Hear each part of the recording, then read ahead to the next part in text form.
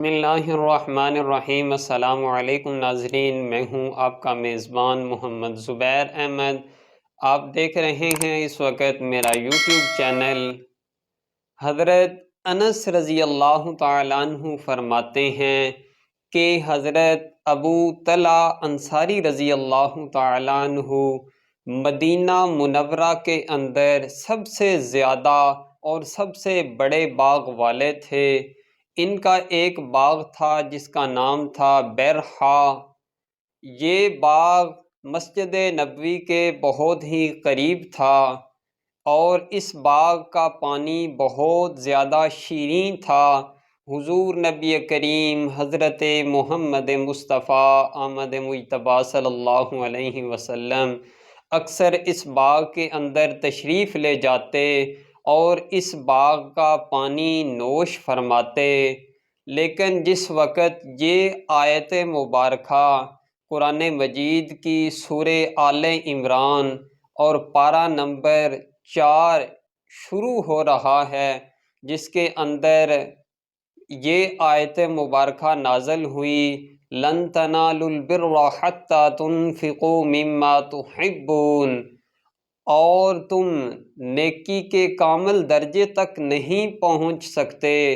جب تک کہ ایسی چیزوں سے خرچ نہ کرو جو تمہیں سب سے زیادہ محبوب ہیں، سب سے زیادہ پسند ہیں۔ یہ آیت مبارکہ نازل ہوئی تو حضرت ابو طلحہ رضی اللہ تعالیٰ عنہ حضور اقدس صلی اللہ علیہ وسلم کی خدمت میں حاضر ہوئے اور فرمایا کہ میرا یہ جو باغ ہے برحا، یہ مسجد نبوی کے قریب ہے اور یہ مجھے سب سے زیادہ محبوب ہے، سب سے زیادہ پسند ہے، اور اللہ تعالیٰ کا یہ حکم ہے کہ تم نیکی کے کامل درجے تک اس وقت تک نہیں پہنچ سکتے جب تک کہ ایسی چیزوں سے خرچ نہ کرو جو تمہیں سب سے زیادہ پسند ہیں، تو میں اپنا یہ باغ وقف کرتا ہوں۔ آپ حضور نبی کریم حضرت محمد مصطفیٰ آمد مجتبیٰ صلی اللہ علیہ وسلم اس کو جس طرح مناسب سمجھیں وقف فرما دیں۔ حضور نبی کریم حضرت محمد مصطفیٰ آمد مجتبیٰ صلی اللہ علیہ وسلم نے بہت زیادہ مسرت کا، خوشی کا اظہار فرمایا،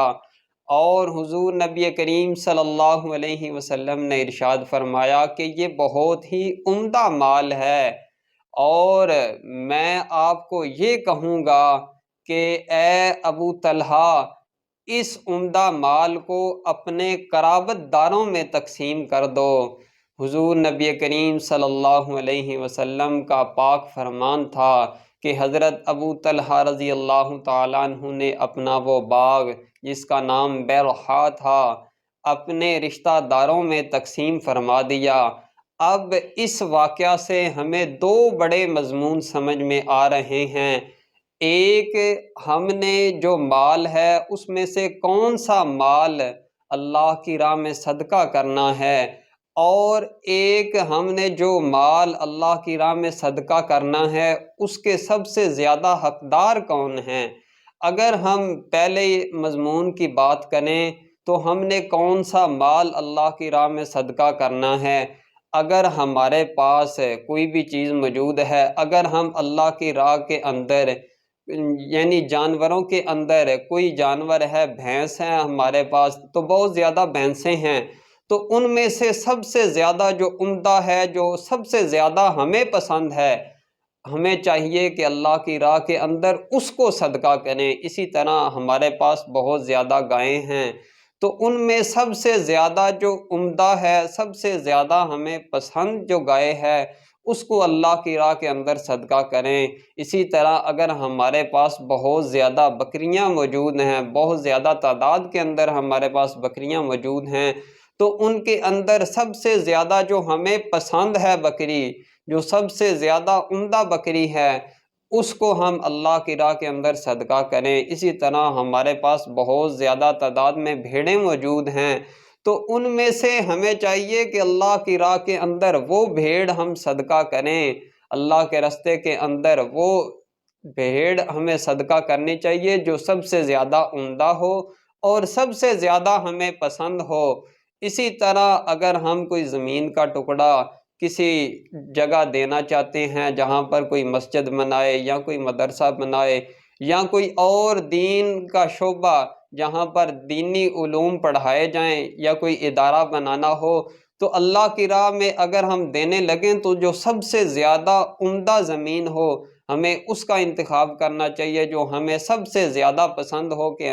وہ زمین کا ٹکڑا ہم اللہ کے راستے کے اندر صدقہ کریں۔ اب یہ تو ہے کہ کون سا مال ہم نے اللہ کے راستے کے اندر خرچ کرنا ہے، اللہ کے راستے کے اندر صدقہ کرنا ہے۔ اب یہ دیکھنا ہے کہ ہمارے جو ہم مال اللہ کی راہ کے اندر صدقہ کر رہے ہیں اس کے سب سے زیادہ مستحق کون ہے، ہمارے صدقے کا سب سے زیادہ مستحق کون ہے، ہمارے حسن سلوک کا، ہماری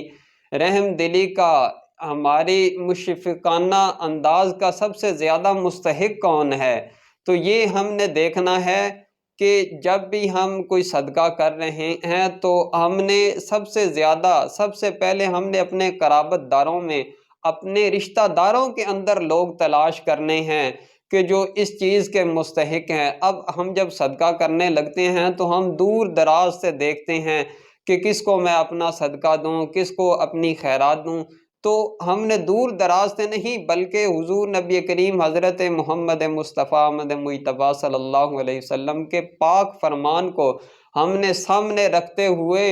اپنے صدقہ و خیرات کو دور دراز کے لوگوں میں تقسیم نہیں کرنا بلکہ اپنے قرابت داروں، اپنے رشتہ داروں کے اندر تلاش کرنا ہے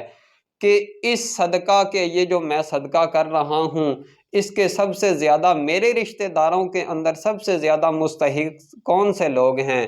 تاکہ ہمارے رشتہ دار اس سے فائدہ اٹھا سکیں، اپنی زندگی آسانی کے ساتھ بسر کر سکیں۔ دعا ہے رب کی ذات ہمیں حضور نبی کریم حضرت محمد مصطفیٰ احمد مجتبیٰ صلی اللہ علیہ وسلم کے بابرکت فرامین کے مطابق زندگی بسر کرنے کی توفیق عطا فرمائیں۔